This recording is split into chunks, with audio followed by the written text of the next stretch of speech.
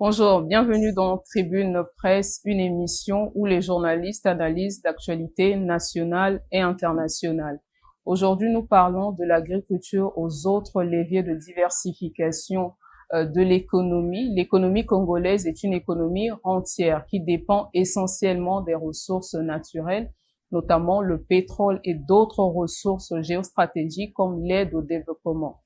Mais depuis un certain temps, les autorités congolaises affichent la volonté de diversifier celle-ci en s'appuyant notamment sur l'agriculture au sens large. 4 journalistes sur ce plateau pour analyser cette question. Ernest Dimi, bonjour et bienvenue. Bonjour Sarah, merci. Albert Miandikuta, bonjour et bienvenue. Merci. Alphonse Dongo, bonjour et bienvenue sur le plateau. Bonjour Sarah, merci. Et Fortuna Ngolali, bonjour. Bonjour Sarah.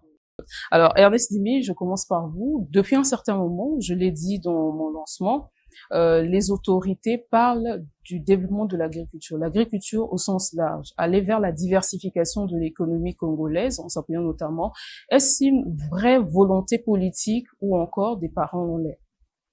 Bon, ce sera jamais de le dire, hein? L'agriculture était déclarée dans les années 80, on était encore enfant, comme priorité des priorités. À l'époque, on parlait des plans quinquennal et d'autres plans nationaux de développement. Donc, à cette époque, on peut déjà prendre ça comme une sorte de mise en train pour le développement agricole, mais à l'époque, on ne parlait pas trop de mots du genre diversification économique.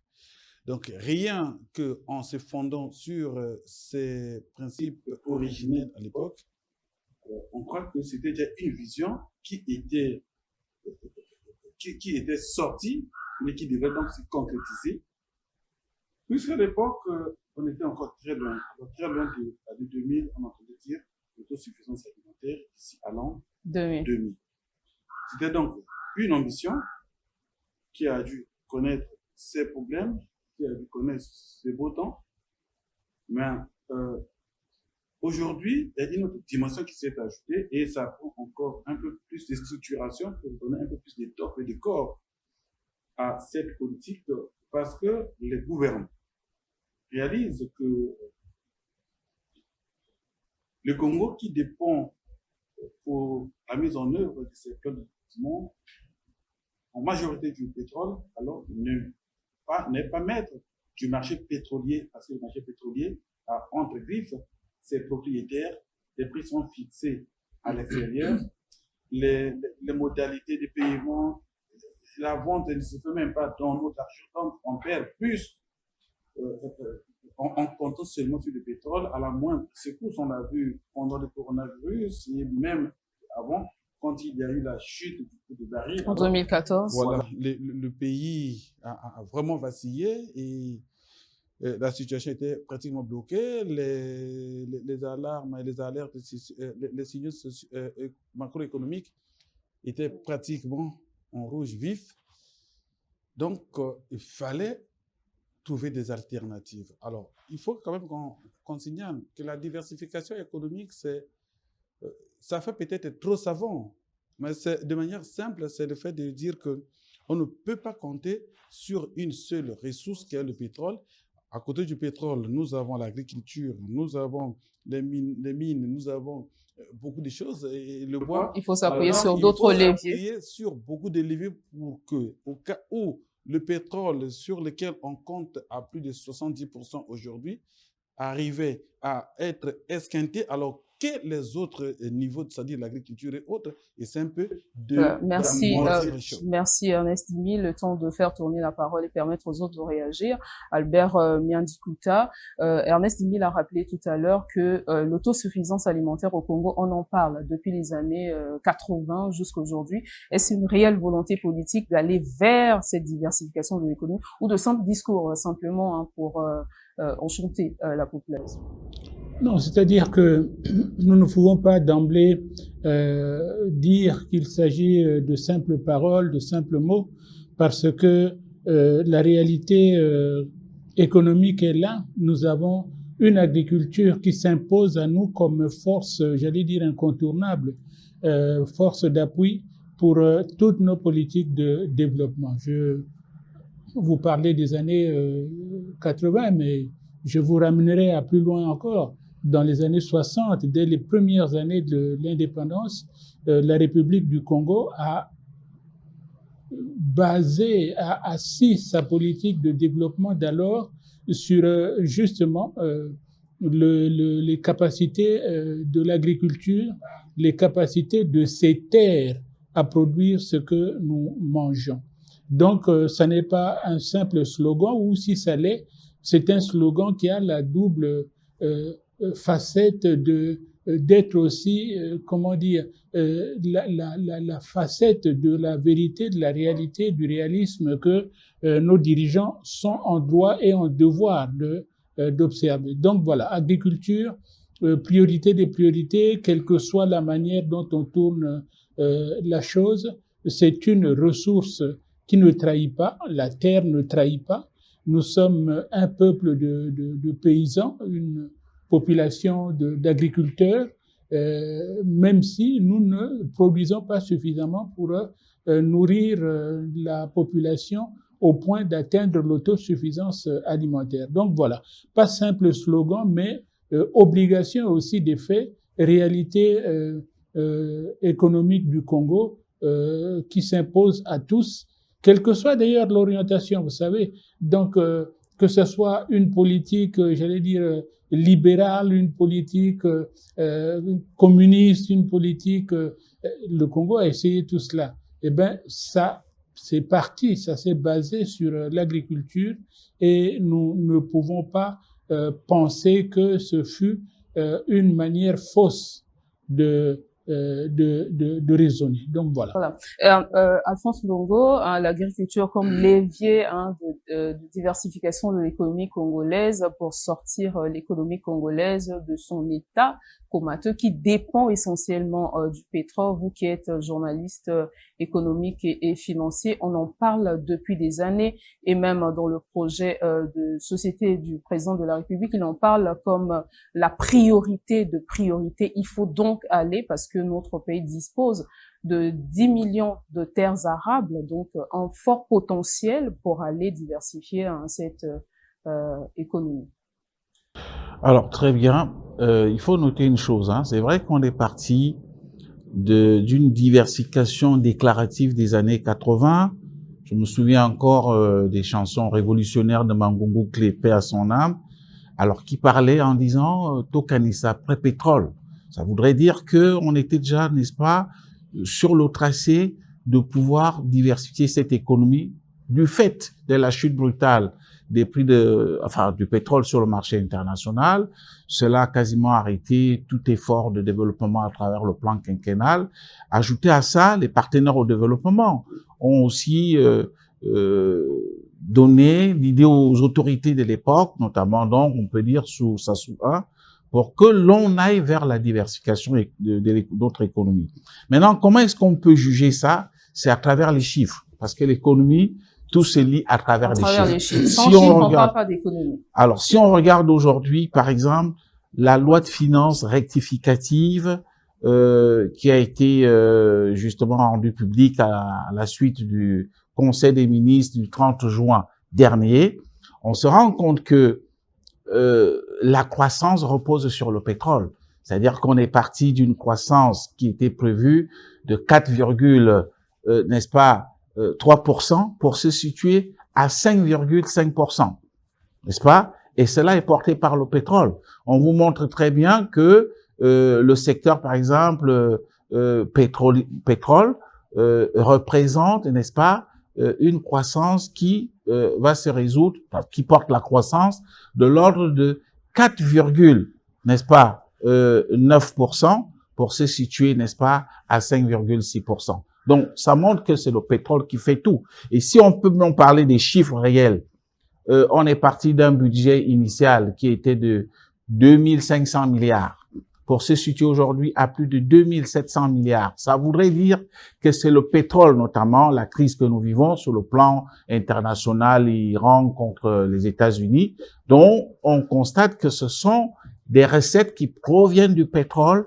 qui, en fait, justifient tout. Ça voudrait dire que le pétrole représente encore entre 65 et 75% en termes de recettes budgétaires, ce qui est quand même assez énorme. Donc, c'est vrai qu'on voit l'agriculture qui est en train de sortir un tout petit peu. En clair, Alphonse Longo voulait dire que cette diversification, notamment se reposer sur un autre levier qui est l'agriculture, n'est pas encore effective. Oui, c'est justement le pétrole qui porte, je pense, le thème même de la diversification. Enfin, ce qui n'est pas une mauvaise chose. C'est bien qu'on y songe, c'est-à-dire qu'on s'appuie sur le pétrole comme levier pour essayer, n'est-ce pas, de développer d'autres secteurs et notamment donc l'agriculture. Mais qu'est-ce qui pose problème? Depuis des années, on en parle, mais sur le terrain, c'est vrai qu'il y a des projets, notamment les zones agricoles protégées, 7 ZAP qui ont été lancées, qui regroupent 3900 coopératives, mais sur le terrain, le budget de l'État, dont Alphonse Longo parlait tout à l'heure, l'agriculture contribue très peu. Ouais, il faut savoir que le pays, vous l'avez dit d'entrée de jeu, que nous sommes dans une économie rentière, c'est la malédiction en fait pour certains États africains et même pour le Congo, être un pays monodépendant. C'est la malédiction, c'est la paresse. Les gens voient le pétrole engranger, nous apporter beaucoup d'argent. En ce moment-là, les gens pensent finalement qu'on ne peut plus faire beaucoup d'efforts. Il y a d'abord cette malédiction. L'argent du pétrole a pendant longtemps servi à faire fonctionner l'État, à construire certaines infrastructures et même à permettre la réalisation de certains projets. Malheureusement, il faut savoir que le développement de l'agriculture en soi est une préoccupation, j'ai envie de dire, c'est un processus qui ne date pas d'aujourd'hui. Depuis plusieurs années, mais vraiment plusieurs années, le Congo a quand même pu, même avec l'aide des institutions internationales, la Banque mondiale et autres, investir beaucoup d'argent dans l'agriculture. Vous vous souviendrez des fonds qui a été mis en place, les fonds de soutien à l'agriculture. Et donc, ça a toujours été une préoccupation, ça a toujours été un processus, mais seulement, il y a d'abord la volonté politique, il y a aussi le climat des affaires, il y a également aussi le manque de transparence qui malheureusement aujourd'hui fait défaut dans le pays, et les politiques hasardeuses, on va le dire, qui n'ont pas été bien étudiées. Parce que même quand on a créé le fonds à l'agriculture, je crois que ça n'a pas été bien étudié. Et quelles ont été les procédures d'octroi? Comment les gens ont fait pour avoir cet argent sans pourtant qu'il y ait de contrôle à la fois? Puisque la plupart qui ont pu bénéficier de ces fonds ont fait semblant à un moment donné d'être agriculteurs alors qu'ils ne sont pas. Les vrais agriculteurs n'avaient jamais bénéficié de ces fonds. Donc, la corruption qui pose problème. Oui, mais c'est ça le problème. Mais depuis pratiquement 6 ans, il faut le comprendre, le gouvernement congolais, sinon l'État congolais, semble trouver une piste en fait. Voilà, de stabilité, on peut dire comme ça, puisque les chiffres parlent quand même. Hein. Quand on parle de la croissance hors pétrole, quand vous verrez que ça a augmenté quand même d'il y a 10 ans, il y a 20 ans. On est aujourd'hui autour de plus 3,7% pour certains, et voilà, pour 5% pour d'autres. Ça augmente, mais c'est porté par, en grande partie, les ZAP, en fait, les zones agricoles protégées, qui aujourd'hui débouchent par une grande foire qui, pour sa 2e édition, a été inaugurée donc le 5 août dernier. Donc, il faut savoir, c'est un processus, c'est une procédure qui va prendre du temps. Maintenant que le Congo a compris que dans 25 ans, les réserves pétrolières que nous avons dans ce pays... Vous parlez du Congo a compris, mais après plusieurs années d'indépendance, il fallait quand même prévoir. Parce que gouverner, c'est également prévoir. Il fallait regarder dans l'avenir. Et... Oui, mais il faut savoir, il y a un problème de gouvernance que nous déplorons tous les jours. Il y a d'abord un problème de gouvernance. Il y a un problème de réforme.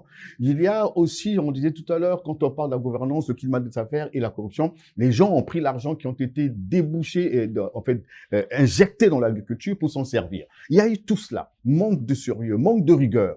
Sinon, le Congo ne serait pas un pays qui continue à être dépendant jusqu'à aujourd'hui. Je vous dis que ça remonte à plusieurs années. Je me souviens même, si je ne me trompe pas les chiffres, Jeanne Dabende est ministre de l'Agriculture. Je crois que la Banque mondiale, je reste un peu au conditionnel, aurait donné 5 milliards à l'État congolais pour développer l'agriculture. Donc, il y a eu je parlais tout à l'heure de fonds de soutien à l'agriculture. Vous constatez qu'il y a des actes, mais seulement la mauvaise gestion, la malgouvernance n'a pas permis au Congo réellement de développer ce secteur alors voir que c'est un secteur porteur qui pouvait mieux aider le Congo, surtout si on va dans la transformation dans ce secteur. Et donc, si le Congo ne réfléchit pas maintenant pour développer le secteur hors pétrole dans son ensemble, et finalement, il faut s'attendre à ce que si d'autres gisements de pétrole ne sont pas aujourd'hui explorés et trouvés, le Congo va donc finalement se retrouver comme un État sec et totalement... Enfin, Voilà, on va en parler. Juste une précision quand même, hein, pour mettre la mèche à ce qu'a dit mon excellent confrère Fortuna.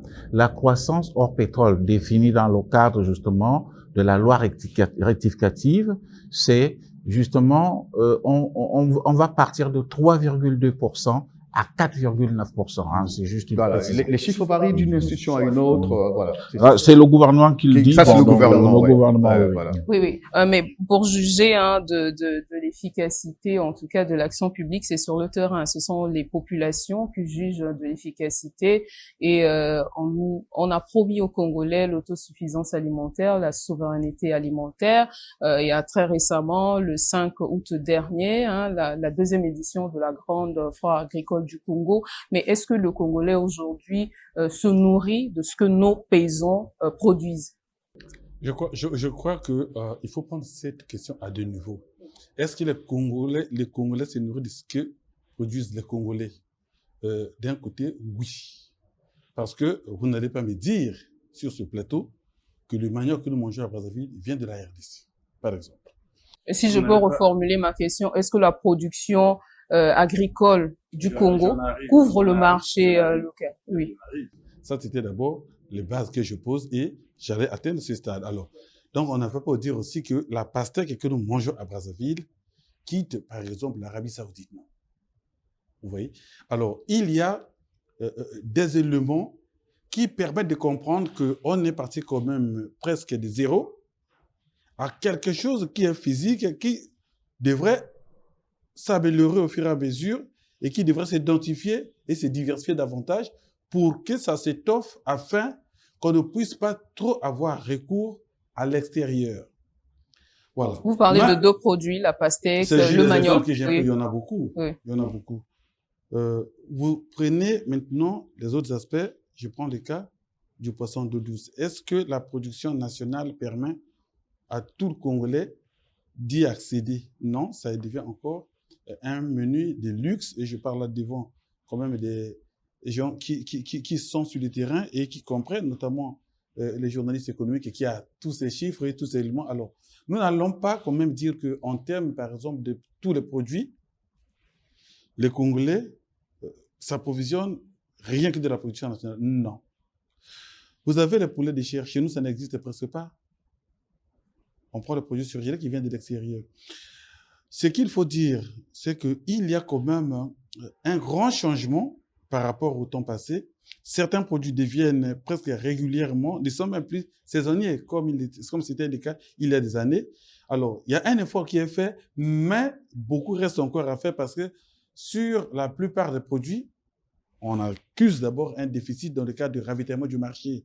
Que faut-il faire? Alors, et c'est là la raison d'être des investissements qu'on assiste actuellement au niveau agricole. Mais sauf qu'à ce niveau des investissements, alors il faut qu'il y ait assez d'ordre, assez de munitions. Quelqu'un a parlé ici des études qu'on devrait faire en amont pour en savoir si nous injectons... Vous parlez de l'ordre, vous faites allusion à la rigueur dans la gouvernance. À la rigueur, quelqu'un a parlé des réformes ici, je crois que c'est Fortuna qui a parlé des réformes. Alors il faut qu'on les applique. Nous avons eu le fonds de soutien à l'agriculture ici, encore Fortuna l'a dit. C'était un bel instrument, mais qui a été en réalité galvaudé, dont les missions étaient galvaudées, et pour servir à d'autres fins et non à l'agriculture, pour être donné, pour que l'argent soit donné, pas aux opérateurs agricoles, mais à ceux qui avaient des gens qui pouvaient négocier, qui faisaient de l'argent, et finalement, ça s'est retrouvé dans le chaos. On a eu des villages agricoles ici avant les ZAP. Voilà. Et ça a pratiquement connu le même destin. Donc, le problème, c'est que l'élan est pris. Quand même, ça devient de plus en plus matériel depuis quelques années. 5, 6 ans, ça devient plus en plus matériel et ça se voit. Mais ça ne suffit pas encore. Et tel que ça va dans l'agriculture, avec les impulsions qui sont données par le président lui-même, qui, de temps en temps, va lancer les grandes foires, de temps en temps, va encourager la population, y compris le ministre de l'Agriculture et de l'Élevage, y compris le Premier ministre. Alors, ça devrait donc permettre non seulement aux gouvernants, mais surtout aux gouvernés, de comprendre que l'État ayant placé le cadre normatif, que l'État ayant donné comme un coup de force, comme une envie aux opérateurs d'accélérer, alors il serait mieux que ceux qui sont à la base prennent le relais. Mais ça ne suffit pas. Ça ne suffit pas, c'est parce que l'État ne devrait pas s'arrêter seulement à la régulation, non, et aussi seulement à tracer le cadre. Il devra donner également d'autres moyens supplémentaires et préparer les gens de manière scientifique. La formation.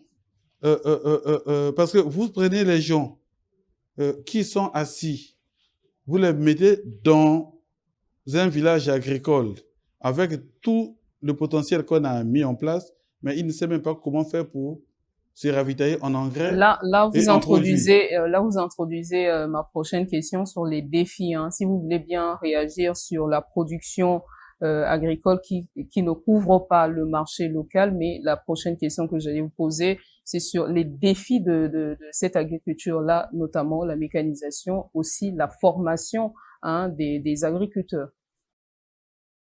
C'est parmi tant d'autres les défis qui attendent cette agriculture depuis toujours, d'ailleurs, faut bien dire. Nous avons ici affaire à une agriculture qui donne l'impression d'être, j'allais dire, artisanale par extension. C'est-à-dire que, bon, ben voilà, le jeudi, nous nous levons, nous avons du poulet, nous allons le mettre au marché, et le vendredi, c'est autour du poisson, etc. Mais il n'y a pas de synergie autour de ces productions. Il n'y a pas de relais d'activité qui fasse en sorte que l'agriculture tourne de manière, j'allais dire, autonome, c'est-à-dire produise l'aliment pour nourrir le bétail, pour nourrir la volaille, et au contraire, donc, donne l'impression que chaque fois qu'il y a un couac, il faut que l'État intervienne. Or, c'est cela le but premier que l'agriculture vise à ne pas reproduire, c'est-à-dire donner les moyens à la population qui a la terre devant elle, une terre généreuse, de produire, je répète le mot, ce que nous consommons tous les jours. Donc le Congo n'est pas stérile en soi dans son agriculture, mais cette agriculture, elle est trop rabougrie, trop rachitique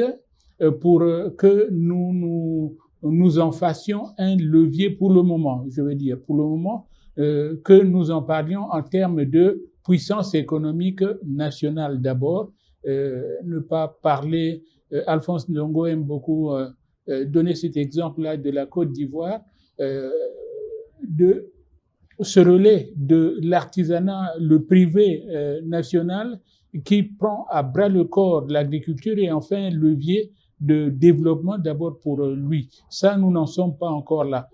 Quand une paysanne a produit 3 régimes de bananes à Mayoko, à Sibiti, à Mbinda, c'est insuffisant et nous avons l'impression que ben voilà, cette année nous avons eu de la banane. Or, ce sont des produits qui se consomment tous les jours et donc devraient se produire tous les jours. Et devraient être disponibles sur le marché. Alors, Alphonse Ndongo, les défis de cette agriculture, on parlait de la mécanisation, le financement, la formation des producteurs, pour que nous soyons un pays qui peut importer à l'international. Alors, vraiment, le principal défi aujourd'hui, lorsqu'on veut mesurer la force de notre agriculture, c'est de se dire qu'on ne dépense plus les près de 1000 milliards de francs CFA consacrés à l'importation des produits, n'est-ce pas, alimentaires. Ça, c'est d'abord à partir de là qu'on mesure. Mais pour qu'on en arrive là, il faut justement qu'on passe par ce que le gouvernement est en train de faire aujourd'hui. Les apps, ce n'est qu'un creuset, un centre pour former des jeunes. Parce que le vrai problème du Congo, c'est que vous avez beaucoup de jeunes qui disent qu'ils veulent se lancer dans, n'est-ce pas, les métiers agricoles, mais malheureusement, ils n'ont pas l'expertise nécessaire. Et je pense que là, à travers les apps, c'est une espèce d'entonnoir où on essaie de regrouper les jeunes dans les villages afin qu'ils aient quand même les rudiments nécessaires. Parce que les autres pays, aujourd'hui, quand vous faites un benchmark avec des pays, comme le disait le doyen Albert, la Côte d'Ivoire, le Burkina, le Cameroun, le Rwanda, des pays qui sont à vocation agricole, ce n'est pas vraiment l'État qui est l'investisseur. L'État n'est pas l'investisseur. L'État essaie de viabiliser les choses pour que ce soit les populations elles-mêmes qui portent, n'est-ce pas, le projet. Et c'est comme ça que ces pays ont réussi. Bon, alors l'un des défis, c'est justement de faire que l'État ne soit plus lui-même producteur, d'abord investisseur, producteur et même vendeur. Puisqu'on a vu, lorsqu'il y a eu notamment le fonds de soutien à l'agriculture, oui, l'État est aux commandes pour la finance. En même temps, l'État a créé, n'est-ce pas, les villages agricoles, dont l'État est lui-même, n'est-ce pas, producteur. Et puis l'État était sur le terrain pour nous vendre, n'est-ce pas, des produits de volaille, et ainsi de suite. Et là aussi, c'est ce que les apps font. Et même là aussi, vous voyez l'État s'impliquer de manière un peu excessive dans l'organisation de la foire. C'est-à-dire, c'est un peu rarissime quand on cite les pays à vocation agricole de voir un État qui met à disposition des bus pour transporter les gens des villages, je ne sais pas, les plus lointains, afin qu'ils viennent à la foire agricole. Ils sont logés, je ne sais pas s'ils sont nourris, mais bref, il y a peut-être un per diem. Donc, il y a l'excès, le surinvestissement de l'État pour essayer de relever l'agriculture. Or, pour que nous ayons une agriculture qui perce, il faudrait qu'on s'appuie sur le modèle, sur l'implication des privés. C'est comme ça qu'une agriculture fonctionne. Voilà, Fortuna Ngolavi, les défis de cette agriculture-là. Oui, les défis sont énormes aujourd'hui. Vous savez que jusqu'aujourd'hui, le Congo, puisqu'on parle d'agriculture, hein, on disait tout à l'heure que l'agriculture en soi existe depuis, puisque nous vivons depuis l'enfance, nous qui avons vécu au village, nous vivions de l'agriculture de consommation. Voilà, on avait un peu de champs, un peu de comment on appelle, des sillons, des légumes et autres, oseilles, tout ce qu'il faut. Mais après, les défis aujourd'hui, c'est que le Congo est encore des terres arables. On parle de 10 millions d'hectares aujourd'hui. Sur les 10 millions, il n'y a que 4% qui est exploité aujourd'hui, malheureusement. Et donc, il faut passer donc de cette agriculture d'autoconsommation à l'agriculture de commercialisation ou de commercialiser, ou encore l'agriculture une agriculture exportatrice. Et c'est ça le défi aujourd'hui. Et c'est pour cela qu'à un moment donné, on a mis en place un projet qui piétine, je ne sais pas si le projet existe toujours, le PEDAC. Le PEDAC, oui. C'est un projet de la Banque mondiale. C'est un projet de la Banque mondiale. L'idée, c'était de passer donc de cette agriculture d'autoconsommation à une agriculture commercialisée ou exportatrice. Ça, ce sont les défis. Mais ça passe par la mécanisation. Tout à l'heure, Albert parlait un peu des bananes, de tout ce qui, malheureusement, pourrissent à l'intérieur du pays. Des paysans qui ont des grands champs, mais qui n'ont pas de moyens pour transporter vers les grands centres. Et Alphonse l'a dit, la foire nous donne cet exemple-là. Et ils peuvent pas, au même moment, cultiver et transporter. D'abord, il y a un problème de route. Voilà, vous imaginez aujourd'hui celles et ceux qui quittent Infondo, comment feront-ils 3 jours de route pour arriver à Brazzaville? Dans quelles conditions de conservation des produits, des aliments? Il y a celles et ceux qui habitent mais très loin où les routes sont presque impraticables, puisque malheureusement, malgré les budgets qui ont été alloués plus d'une fois pour l'entretien des routes, on constate finalement que il y a encore véritablement des problèmes de route. Quand vous quittez Kebara, les Kana, pour quitter les canards Djambala, mais c'est tellement lent que celles et ceux qui produisent des haricots à Kebara ou c'est pas autre chose ont du mal à les exporter vers Brazzaville. Donc, les défis sont déjà infrastructurels. Il faut commencer à construire les infrastructures pour permettre que tout ce qui est cultivé à l'intérieur soit acheminé facilement vers Brazzaville. Après, il faut penser à la mécanisation. On va pas continuer à rester avec cette agriculture, j'ai envie de dire, rudimentaire. Il faut voir comment est-ce qu'on cultive. Bon, aujourd'hui, on nous parle d'une usine des tracteurs. On espère réellement que c'est vraiment produit au Congo et monté au Congo. Mais sinon, vous avez ces problèmes dans les villages où on continue encore à faire une agriculture rudimentaire. Il n'y a pas réellement de la mécanisation. Tant qu'on n'a pas suffisamment de la mécanisation, si on n'y arrive pas, il sera difficile d'avoir une production suffisante d'abord pour le local. C'est d'abord ça. Voilà. Si on ne peut pas avoir la mécanisation, si on ne peut même pas robotiser comme on le constate ailleurs dans d'autres pays où ce sont les robots qui travaillent à la place des hommes, il sera difficile de produire à grande échelle ce que nous devons consommer. Et après, il y a la transformation. Les experts, les économistes disent que en 2028, si réellement on va dans la transformation, si on peut avoir des bétails, on peut avoir comme on appelle du gari et tout ce qu'il faut, l'agriculture en soi peut contribuer à hauteur de 10% du PIB, mais aujourd'hui on parle de 5 ou 6% seulement. Et donc, il faut donc passer de la transformation, il faut qu'on transforme, qu'on n'exporte pas seulement du brut, mais qu'on transforme. Et après avoir transformé, il faut donc penser à exporter, à aller vendre. Vous avez suivi le président gabonais parler du manioc congolais. Il dit qu'au Gabon, il mange du manioc congolais. Ça veut dire que nous exportons du manioc, mais est-ce que ça devait être exporté de cette manière? Le Cameroun mange du manioc. On parle, en Côte d'Ivoire, on parle de quoi déjà? De tickets. Si on peut exporter ça, déjà transformer, on peut réellement contribuer au développement de ce secteur. Oui, oui. En dehors du manioc, peut-être vous parlez qui est exporté au Gabon ou au Cameroun. Est-ce qu'il y a d'autres produits congolais qui sont vendus dans la sous-région? D'autres produits congolais? Oui, vous avez aujourd'hui, je crois que c'est Alphonse qui a écrit, ou bien c'est Arsène Séverin qui a écrit un article pour montrer que l'oignon qu'on cultive aujourd'hui au Congo est exporté. Non, c'est plutôt le gingembre. Le gingembre, c'est une enquête que j'ai menée. Voilà. Le gingembre, mais malheureusement encore une quantité insuffisante, sollicitée par le marché camerounais, nigérian. Voilà. Hein, parce qu'ils font des boissons à base, n'est-ce pas, de ce gingembre. Donc voilà.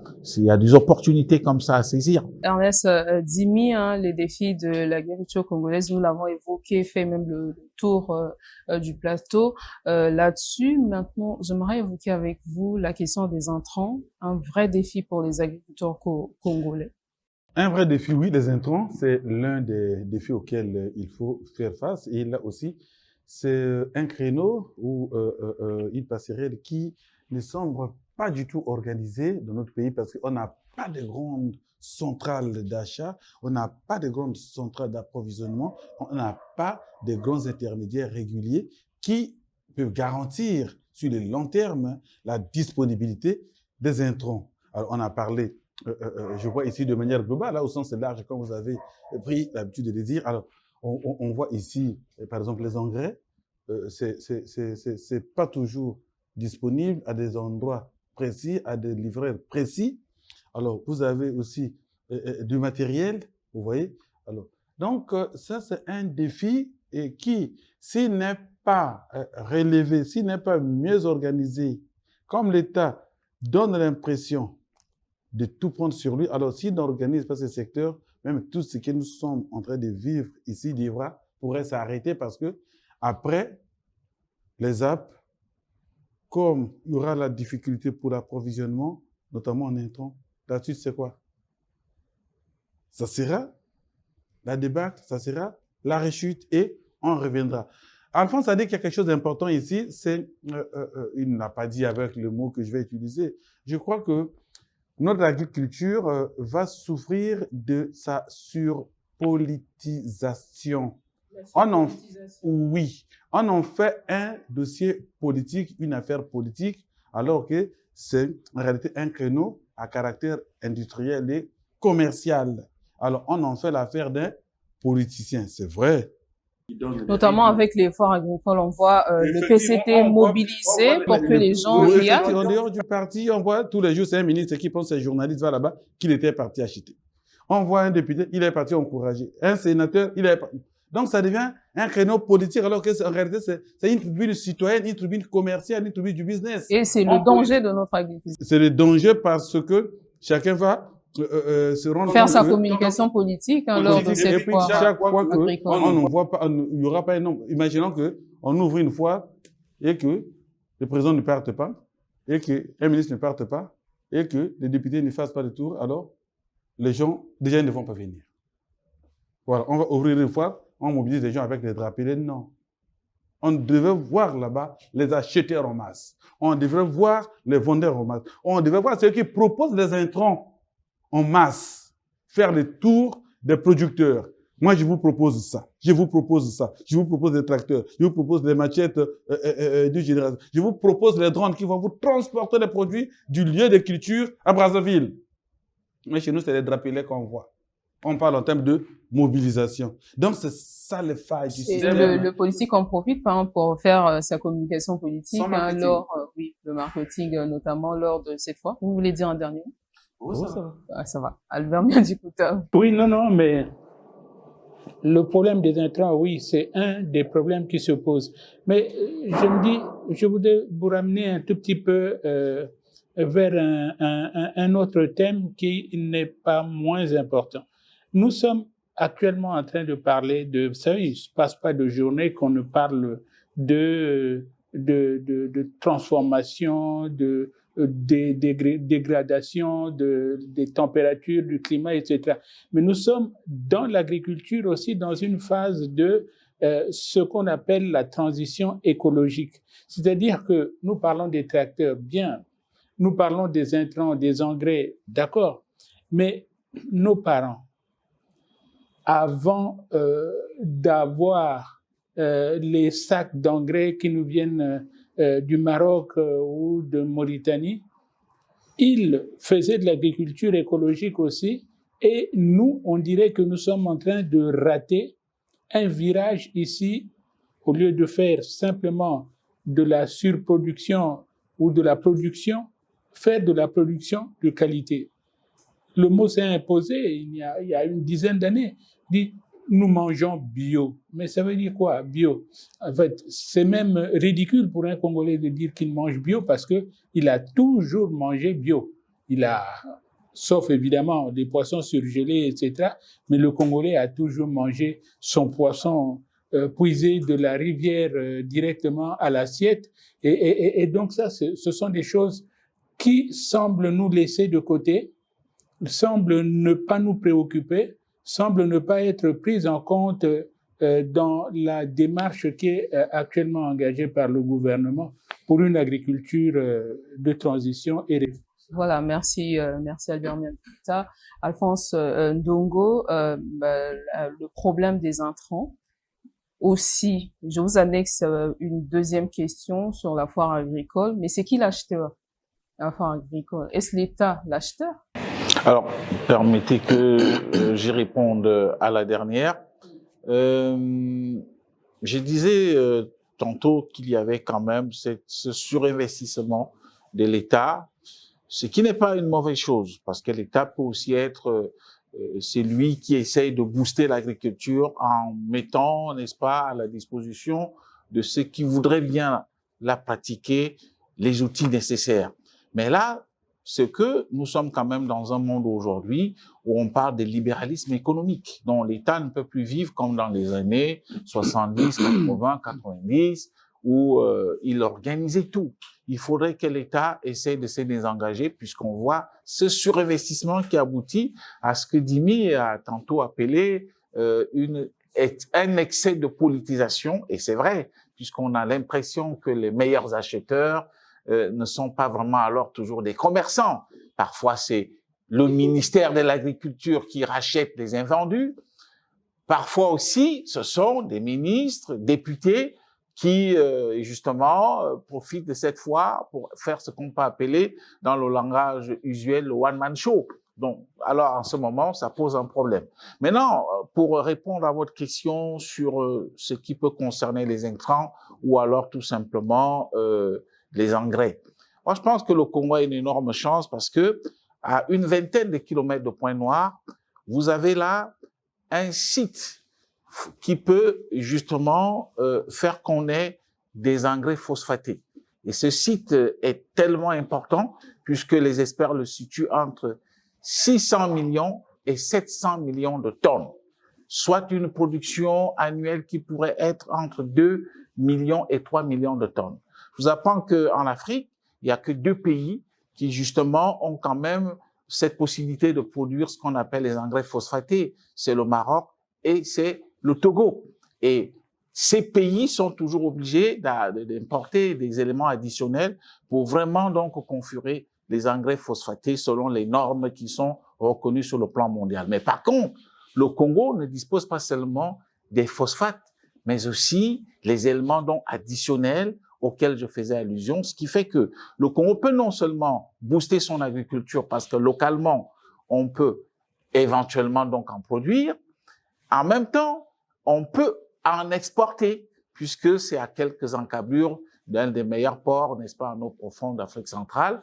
Et donc, le Congo peut jouer ce rôle de hub en matière de production des engrais phosphatés. Donc, le problème ne se pose pas. Maintenant, ce sont les dirigeants, ce sont eux qui doivent paramétrer ces choses, attirer des investisseurs. Le gouvernement n'a pas d'argent et il faut donc peut-être créer ce qu'on appelle le PPP, c'est-à-dire partenariat public-privé. Encore faudrait-il, avant d'en arriver, que l'on fasse déjà des études, parce que les PPP ne se font pas comme ça. Vous n'appelez pas un investisseur, vous dites, nous, on a un site de phosphate. Non, il faut que vous meniez des études, que vous fassiez le business plan, que l'investisseur, en arrivant, trouve ces études qui ont été faites par des cabinets reconnus internationalement. Ça leur donne une certaine assurance et je pense qu'en ce moment, on peut éventuellement sauver notre agriculture.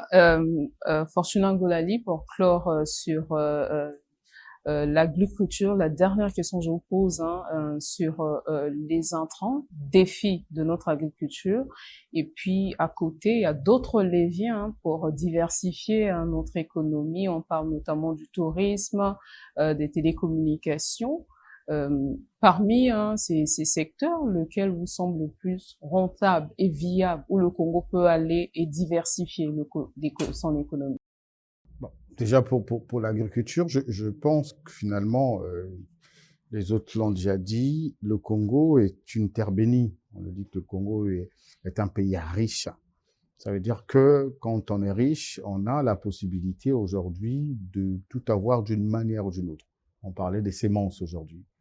Le Congo ne manque pas, en réalité, les moyens pour développer les semences sur place. Et c'est ça aussi qui, aujourd'hui, freine. On parlait tout à l'heure des défis de l'agriculture ou du développement de l'agriculture.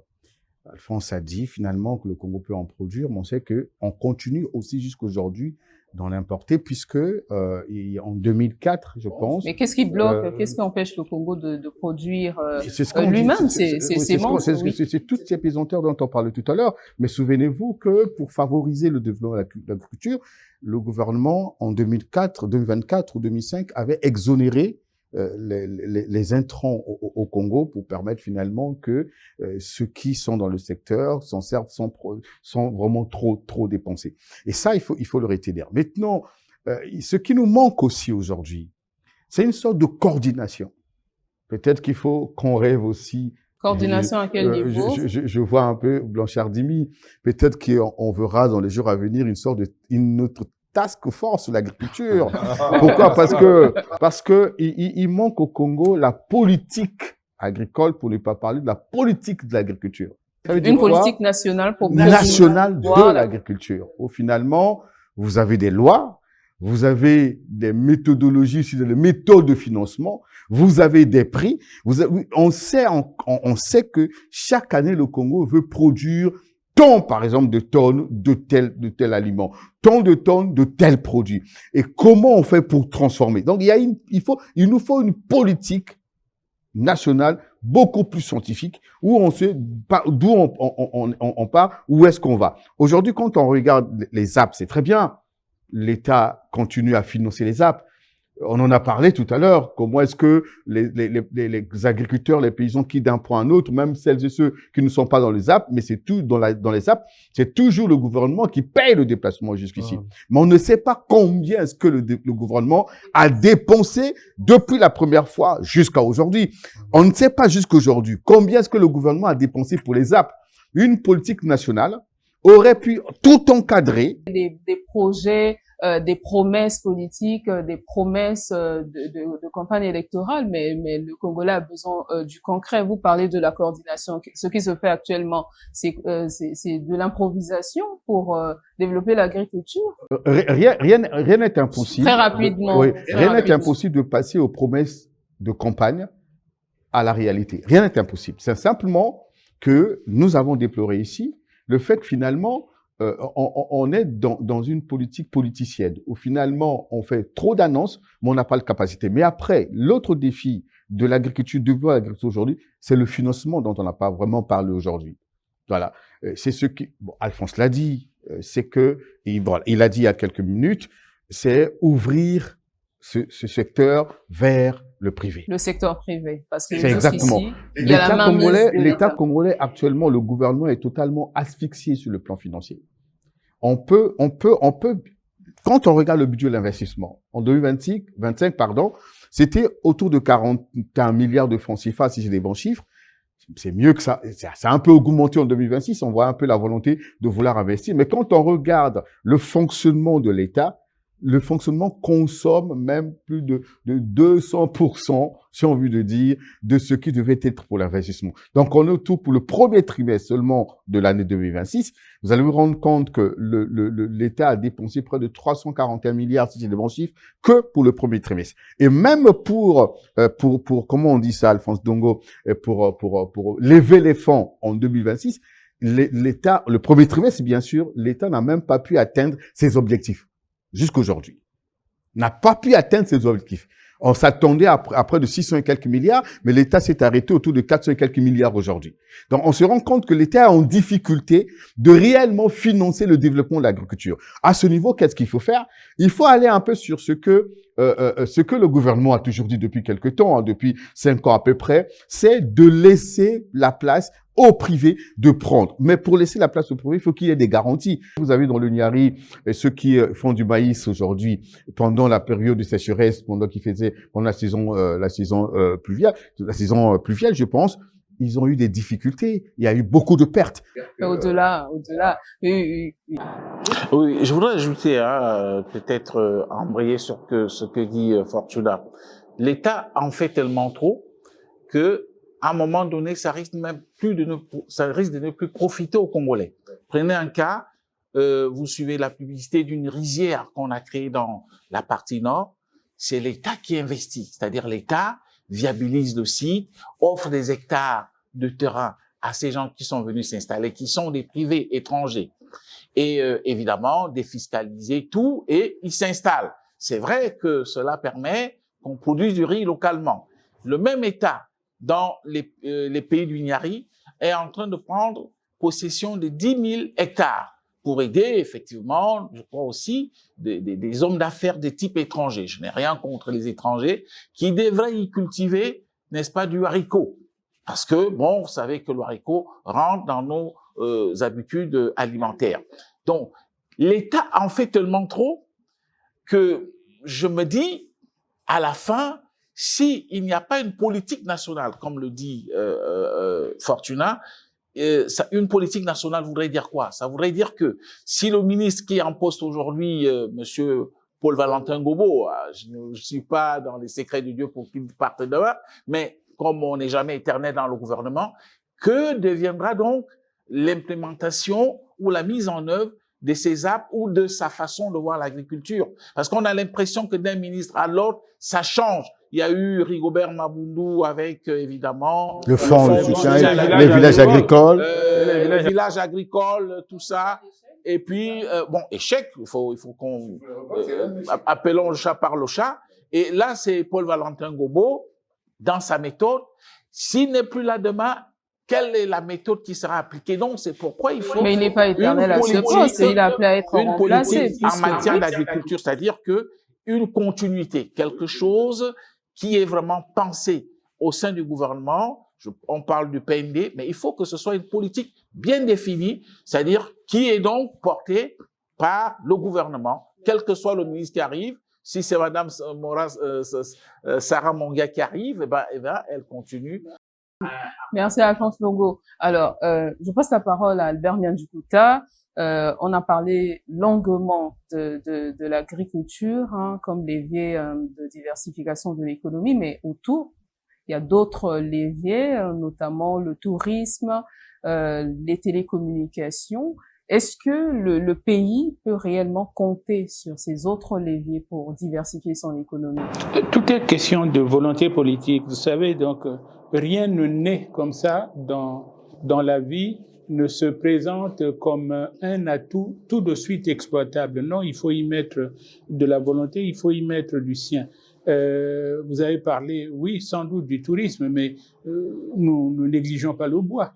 Pendant longtemps, le bois a été justement à côté, voilà, a été à côté du pétrole, notre ressource principale. Et donc, nous en avons profité et nous en avons rêvé dans le sens de poser nos projets de développement sur la base de l'exportation de nos grumes vers les pays étrangers. Mais il y a cela, il y a le bois.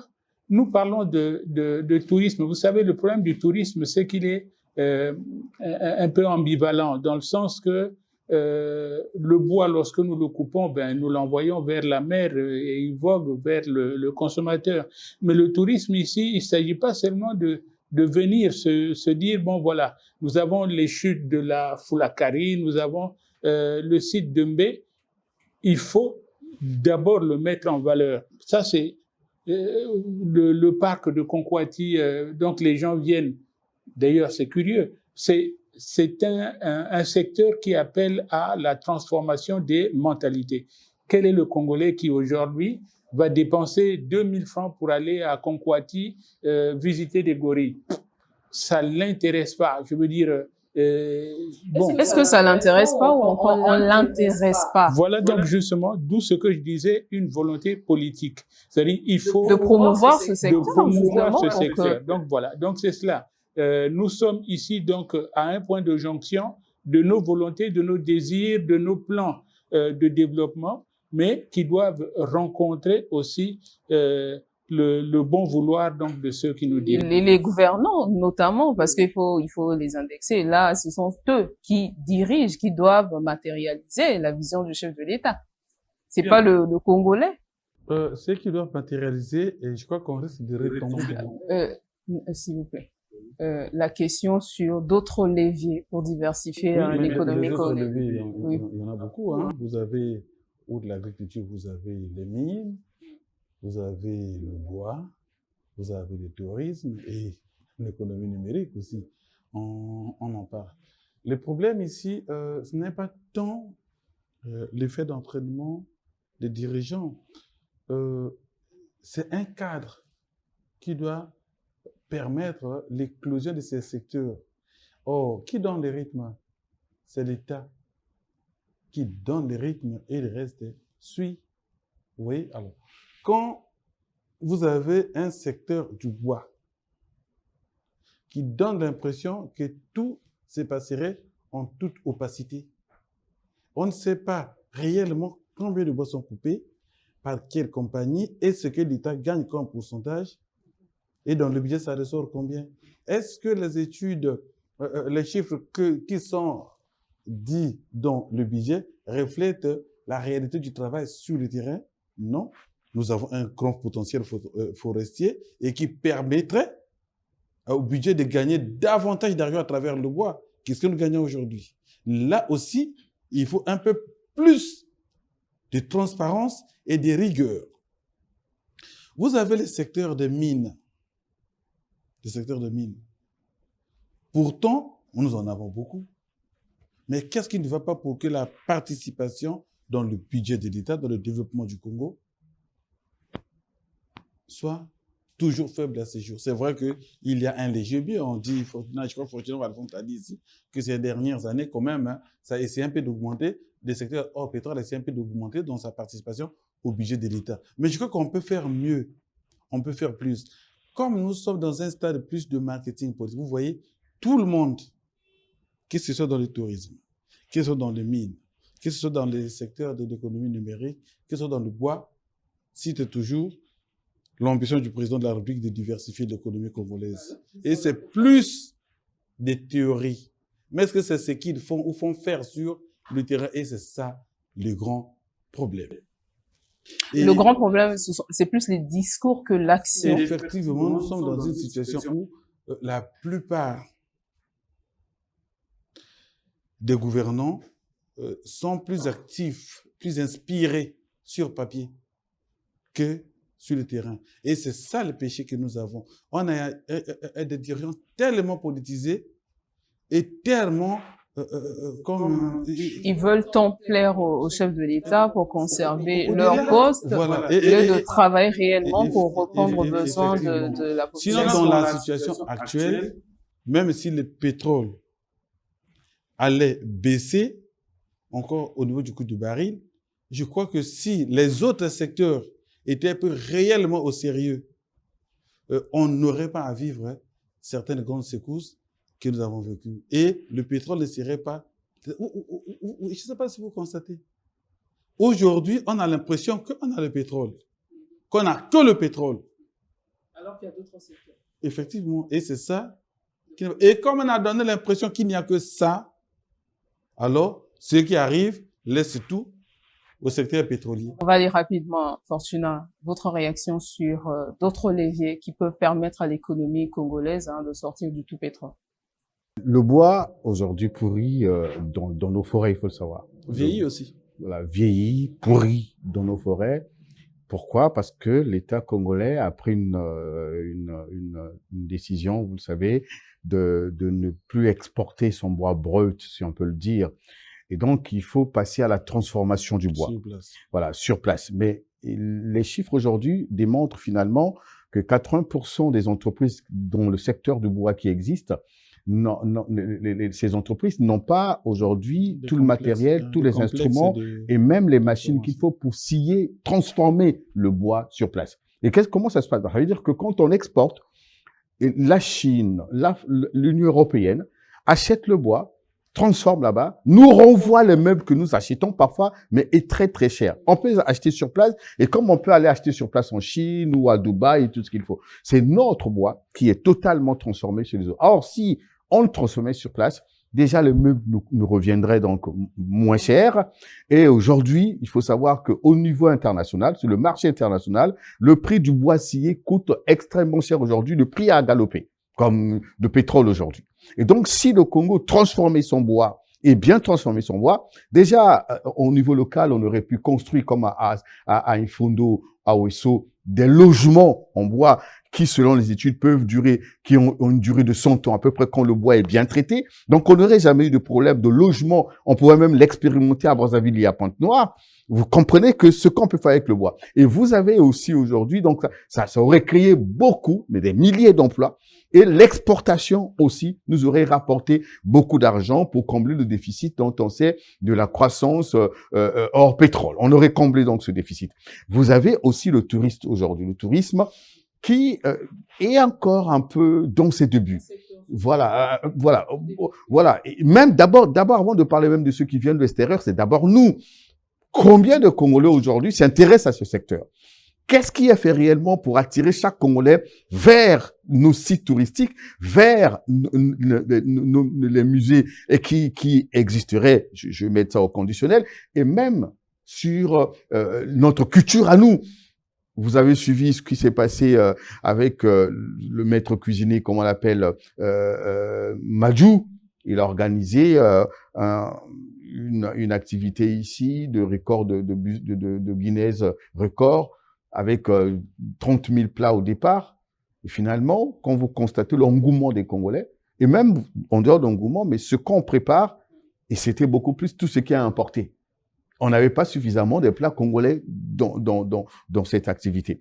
Et donc, ça veut dire qu'on n'a pas réussi jusqu'aujourd'hui à développer nos activités. Il y a moins de guides qui conduisent les Congolais vers donc des zones. C'est vrai qu'il y a des entrepreneurs dans ce secteur. Il y a un peu des entrepreneurs. Il manque encore suffisamment de guides. Vous avez aussi des forêts qu'on a conservées jusqu'aujourd'hui, qui constituent parfois aussi un obstacle pour avoir accès à certaines zones. Donc, il faut revoir aujourd'hui ce secteur. On se souvient que le ministre José Rodrigo-Ngoniba, quand il était ministre du Tourisme, avait mis en place l'architecture juridique pour la promotion de ce secteur. Et donc, il faut dépoussiérer tout cet instrument juridique pour voir comment promouvoir ce secteur. Il faut qu'on ait aussi un parc hôtelier qui soit aujourd'hui capable d'attirer non seulement les étrangers, mais que celui qui quitte Brazzaville soit capable de dormir à Ouesso ou à Pokola ou à Infondo ou dans une localité où finalement c'est très éloigné à vil prix. Parce que ça coûte tellement cher aujourd'hui de quitter Brazzaville, aller dans ces zones touristiques, dans les zones réservées, ou pour passer parfois une nuit, ça vous coûte 250 000. Et donc, vous avez une famille, vous avez donc tout ce qu'il faut. Donc, vous ne pouvez pas, un Congolais, un Déjà, ne peut pas quitter Brazzaville pour aller à Ouesso, par exemple. Donc, c'est des choses qu'il faut voir. Et puis, nous avons le secteur du numérique qu'il ne faut pas laisser de côté. Voilà. Malheureusement, on a encore des pesanteurs. On constate qu'aujourd'hui, l'Internet, nous passons avec l'une des sociétés de téléphonie mobile à 5G, on y est déjà, mais le débit est de temps en temps faible. C'est difficile. Vous avez le débit est de temps en temps faible. On le constate dans nos maisons. Même à Brazzaville, aujourd'hui, vous avez des zones où finalement, vous n'avez pas la possibilité d'avoir la 5G. Même la 4G, vous en avez du mal à en avoir parce que vous êtes souvent dans les zones beaucoup plus enclavées, dans une sorte de cuvette où le débit est tellement faible. Et donc, même dans certaines administrations, en dehors de ça, vous avez l'électricité qui ne vous permet pas. Nous prenions un exemple il y a quelques jours, un jeune qui vient d'ouvrir une entreprise, son kiosque ou encore une sorte de bureautique et qui doit donc fonctionner pour avoir des clients à 7 coupures d'électricité par jour, a un problème d'internet. Vous imaginez qu'il coûte encore cher au Congo. Et donc ça veut dire que il peut plus saisir. Il peut plus imprimer, il peut plus donc, et voilà. Et donc, ça veut dire quoi? Il faut qu'il achète un générateur d'énergie. Le générateur d'énergie va lui coûter, s'il a une consommation de 10 kVA ou voire plus, ça va lui coûter à peu près 2 millions pour avoir un groupe électrogène. Et je parle sous le contrôle d'Alphonse Tongo, qui sait ce que c'est. Finalement, mais il faut, et après, vous avez parfois des pénuries. Donc, c'est difficile que ces jeunes, aujourd'hui, réussissent. Alors que, quand on regarde les chiffres, le gouvernement a tellement favorisé la création des entreprises qu'on est arrivé entre 2022 et 2026 à la création de 18 000 entreprises. 18 000 entreprises. Et parmi donc les chefs d'entreprise ou ces créateurs d'entreprises, vous avez à peu près des jeunes, la majorité c'est des jeunes dont l'âge varie entre 18 et 25 ans. Ouais. C'est déjà une bonne chose.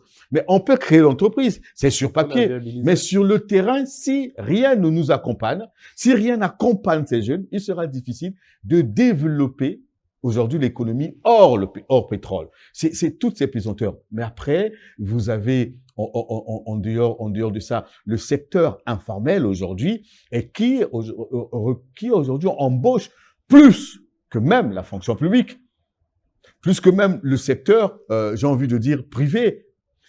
Mais on n'a pas réussi jusqu'ici à mieux organiser ce secteur. Est-ce que les emplois, vous évoquez justement le secteur informel, est-ce que les emplois sont sécurisés dans ce secteur justement informel? On a un ministère de l'économie informelle qui existe. L'objectif, c'était de mettre en place les mécanismes qui permettent à tous ceux qui sont dans le secteur informel de partir de ce secteur, de migrer de ce secteur vers le secteur formel. Mais malheureusement, donc, tout ce secteur échappe à l'État congolais, même si aujourd'hui, avec le processus de président de la République, on se tairait taxer ce secteur pour finalement rentabiliser ou encore renforcer les caisses de l'État. Mais donc, ces sont là des piliers, les leviers du développement qui peuvent permettre au Congo, jusqu'ici, encore, on a parlé des chiffres, hein, les services jusqu'ici, je parle sous le contrôle Alphonse qui pourrait me corriger. Les services contribuent à 33% du PIB. Voilà, les services. Voilà. Et l'agriculture, on parle de 5 ou 6%. Donc, si on peut mieux faire, on peut aller un peu plus loin. Merci beaucoup. Alphonse Tongo. Alors, ce qu'il faut noter, c'est que dans le secteur, par exemple, de forestier, hein, l'État est en train d'expérimenter ce qu'il appelle lui-même le partage de production 60-40. Bon, c'est vrai que beaucoup de sociétés forestières boudent un tout petit peu cela, mais la meilleure manière pour l'État de diversifier son économie aujourd'hui, c'est de se situer dans une logique qui voudrait que on prenne le secteur forestier, le secteur minier, qui est encore très faible, même s'il y a une nouvelle loi, enfin, un nouveau code minier, Et lorsque vous regardez dans le budget, c'est à peine 900 millions, ce que les mines rapportent. C'est vraiment très insignifiant pour un pays qui a un potentiel minier tout à fait reconnu. Donc, pour moi, l'État devrait s'appuyer sur un ministère qui lui-même il a créé. Et c'est le ministère, n'est-ce pas, du partenariat public-privé.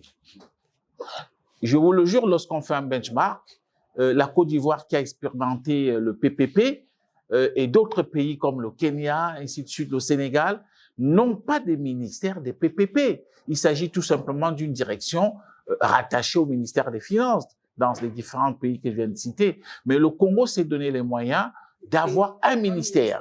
Et qu'est-ce qui fait que les PPP ne marchent pas aujourd'hui? C'est tellement simple à comprendre parce que on ne mène pas des études, on ne fait pas venir des cabinets qui sont mondialement reconnus, mener des études préalables, par exemple dans le secteur minier, dans le secteur forestier, dans le secteur du tourisme. Et c'est sur la base de ces études que les gens viennent avec, n'est-ce pas, du pognon en main pour dire j'ai pris connaissance de votre étude, moi je viens m'intégrer dans le cadre, n'est-ce pas, de peut-être bulles opéré de transfert ou je ne sais pas d'un autre mode de partenariat. Malheureusement, l'État ne le fait pas, mais il n'est pas trop tard parce que c'est la meilleure piste aujourd'hui, étant donné que l'État n'a pas d'argent. Fortuna l'a dit et ce n'est pas un secret de polichinelle. L'État n'a pas suffisamment de leviers aujourd'hui pour lever des fonds, sur le marché international. Même si on arrive à le faire, tenant compte de la mauvaise qualité de notre signature. Je suis désolé de parler de mauvaise signature. Notre signature n'est pas bonne. Donc nous en Elle n'est pas crédible. Non, elle est crédible, mais elle n'est pas bonne parce que nous empruntons à des taux plus importants. Là où la Côte d'Ivoire a un taux de 6%, nous en sommes à 10%. Et certainement plus de 10 parfois, parce qu'il y a d'autres choses qui rentrent en ligne de compte, les avocats d'affaires, les sociétés d'assurance, au point où on arrive donc parfois même au-delà de 15. Donc, ce qui signifie que la meilleure manière pour nous d'attirer des investisseurs, qui ce soit des investisseurs nationaux ou étrangers, c'est justement de s'appuyer sur les PPP. Question de voir comment est-ce que nous pouvons tirer meilleur profit, par exemple, du secteur comme l'agriculture. L'agriculture a cet avantage de nous permettre au moins de créer une espèce de sécurité alimentaire, de créer beaucoup d'emplois. Vous savez que c'est un secteur qui, n'est-ce pas, nécessite absolument d'un fort potentiel humain.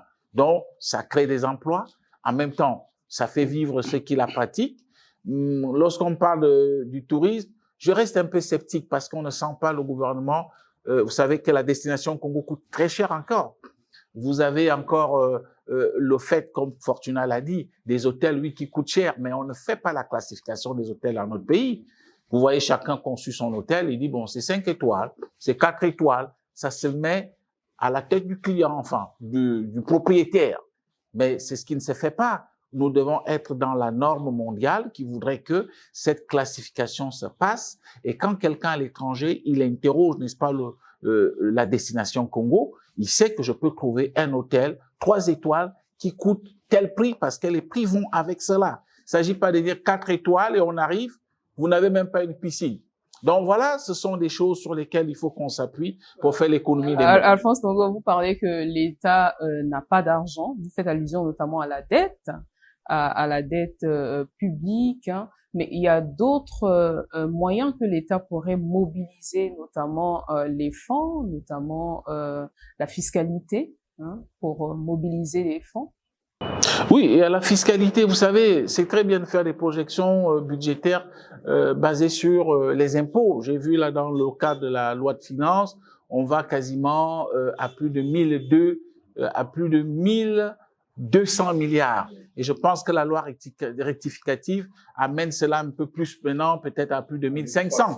Voilà, donc ça, ce sont des projections. N'oubliez pas une chose, ce sont des projections. Les projections ne veulent pas dire que ça sera vrai.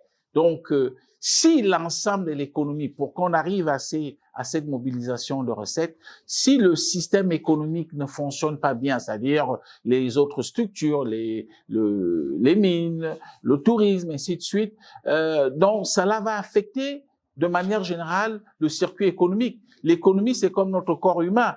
Si vous voulez que je sois capable de donner le meilleur de moi-même, il faudrait pas que le pied soit certainement malade, il faudrait pas que j'ai mal à la dent. Donc, c'est comme ça que ça fonctionne aussi l'économie. Si tous les autres circuits sont irrigués, eh ben, tant mieux.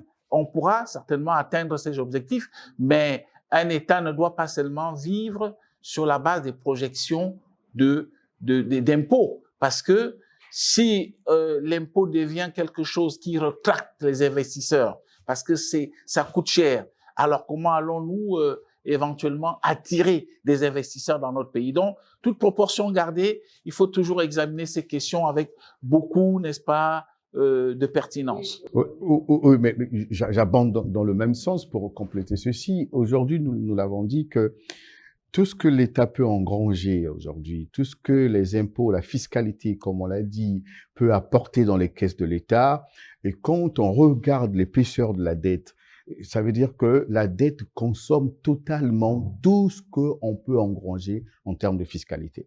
C'est-à-dire qu'on va prendre cet argent pour payer les dettes, puisque cette année, l'État, en réalité, doit payer autour de 1000 et quelques, 200, je sais pas combien, de 1400 et quelques, voilà, des dettes. Et quand on regarde ce que la fiscalité nous apporte, ça veut dire que toute la dette en général, si on ne va pas emprunter l'argent à l'extérieur, tout ce que la fiscalité, est consommé par le service de la dette. Donc, en ce moment, ça veut dire que l'État ne peut plus fonctionner s'il n'y a pas de pétrole. Ou même dans la fiscalité, même dans la fiscalité, il y a le pétrole, hein, parce qu'il y a des taxes et tout ce qu'il faut. Donc, quand on regarde ça, on se rend compte que le problème, c'est quoi? C'est que depuis à peu près 2018, 2017, 2018, l'État s'est mal endetté au point où finalement, les échéances de remboursement sont tellement courtes que, voilà, il faut donc payer. Il faut donc payer.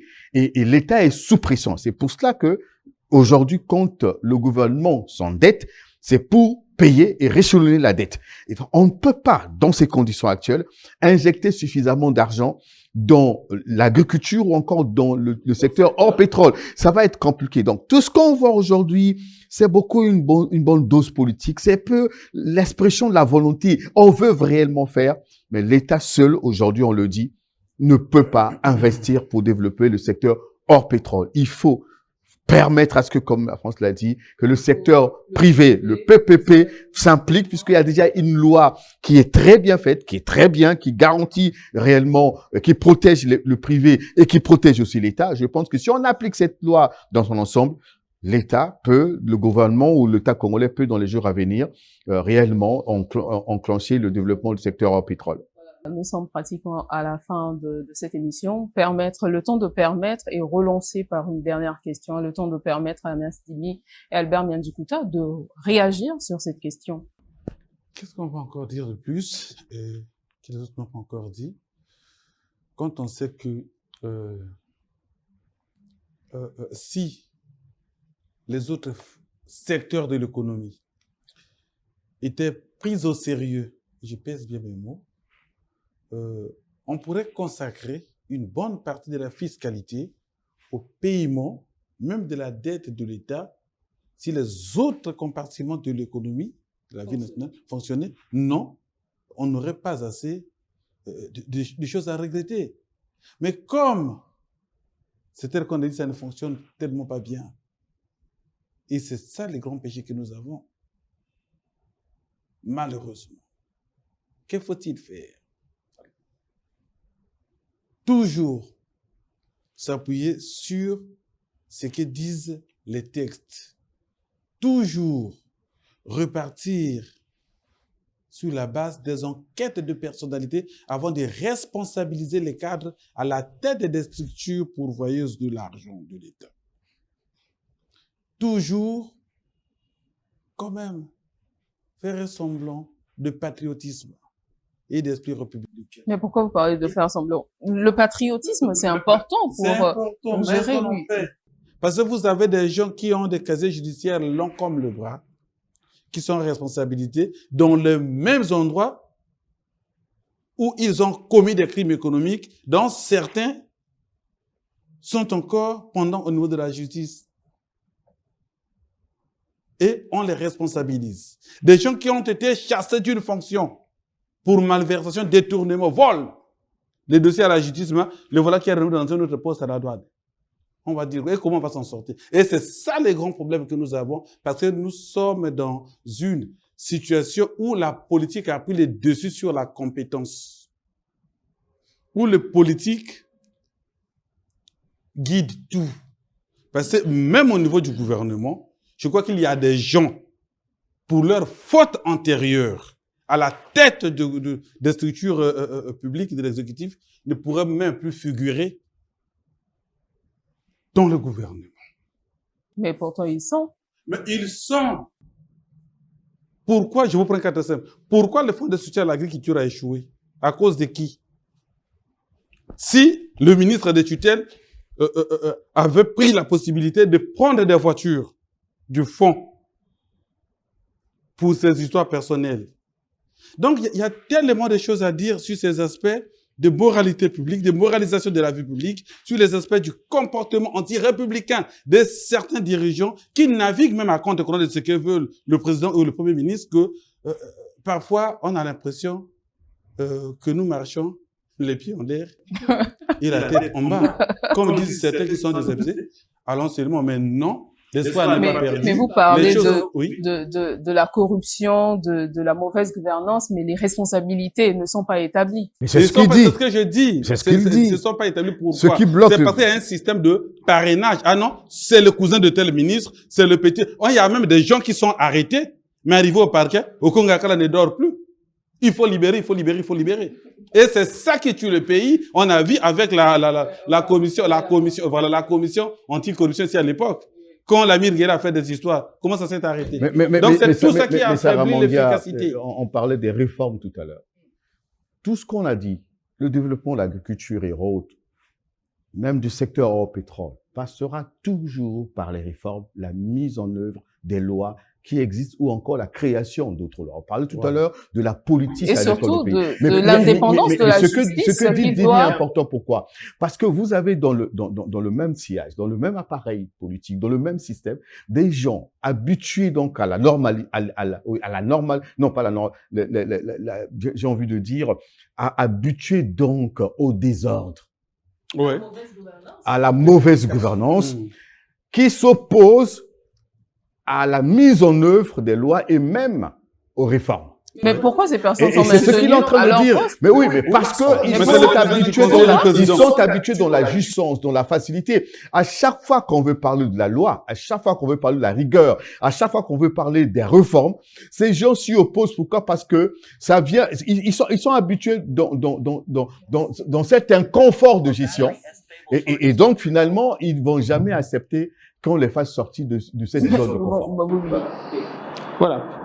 Malheureusement, j'ai comme l'impression que j'hérite, moi, de la mauvaise partie du débat parce que ce qui me reste à dire, ce sera simplement du négatif.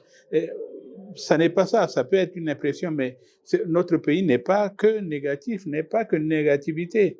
Mais parler de ce qui ne marche pas pour permettre justement aux gouvernants d'améliorer la gouvernance. C'est le rôle du journaliste de critiquer pour installer le climat de la gouvernance. Merci de nous le rappeler. Mais le problème, c'est que, comme l'a dit Fortuna, on a l'impression que finalement, nous sommes en face du serpent qui mord sa queue. C'est-à-dire, plus nous réclamons des réformes et plus nous nous entêtons à les enfoncer. Parce que elles ne nous favorisent pas, elles ne nous aident pas dans nos prévarications. Parce que ceux qui sont chargés de faire ces réformes-là bloquent ces réformes parce qu'ils savent que lorsqu'il y aura réforme, eh bien, ça va marcher sur leurs... C'est tout à fait cela. Donc, dit en français pauvre, c'est cela. Ils vont pas manger, alors ils bloquent le tout. Et nous en sommes là à mouliner des discours qui sont mais vraiment tout à fait remarquables, mais qui n'ont aucun effet au-delà de la Tiémé. Je dis Tiémé comme j'aurais pu dire Dieu, d'ailleurs. Alphonse Bongo, si vous voulez réagir, évidemment, c'est dans votre temps de parole, parce que là, nous sommes en train de conclure. On a évoqué la diversification de l'économie, l'agriculture et les autres secteurs qui pourront permettre à l'économie congolaise d'aller vers cette diversification, parce que le Congo a un potentiel économique qui est sous-exploité dans d'autres secteurs. Mais s'il faut noter, Alphonse Bongo, la diversification de l'économie, ce que vous voyez en tant que journaliste économique et financier, des discours à la réalisation sur le terrain. Quelle est la note? Bon, alors la note que je vais donner, c'est vrai, on est quand même dans une dynamique qui essaie un tout petit peu de se frayer son passage. Je donne la note 4,75 sur 10. Ah, 80. Fortuna. Moi, je me contente des chiffres qui sont donnés ou encore de certains éléments. Voilà, peut-être pas les chiffres, mais les éléments. Il faut juste voir aujourd'hui, on nous parle des chiffres. Alphonse a parlé du chiffre officiel du gouvernement de 3,2%, donc la croissance hors pétrole. Essaye de noter, voilà. d'argumenter. Mettons ça. Voilà, ça sont des chiffres macro. Et moi, pour répondre à votre question, je regarde le panier de la ménagère. Est-ce que aujourd'hui les prix ont baissé? Le foufou est vendu à 12 000, le sac de foufou est vendu à 12 000 à la fois. Et la note. Mais quand vous allez aujourd'hui à Total. Et la note. Non, n'argumentez pas. Donnez la note. C'est ça ma note. C'est ça ma note. Parce que nous sommes en train de chuter. Oui. C'est ma note. C'est pour dire que si le panneau de la ménagère n'est pas satisfait aujourd'hui, n'est pas léger, si nous continuons à importer autour de 50%, et donc la note sera 2. Et ça veut dire que finalement, on n'est pas encore satisfait. Votre note. C'est ça.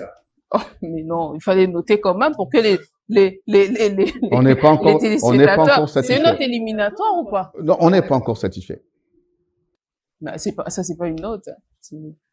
Sur papier, tout va comme sur les rails. Mais dans la pratique, on parle des réformes sans trop d'impact social. Alors, sur papier, 6, 7 sur 10. Mais sur le terrain, 6 ou 7 sur 10.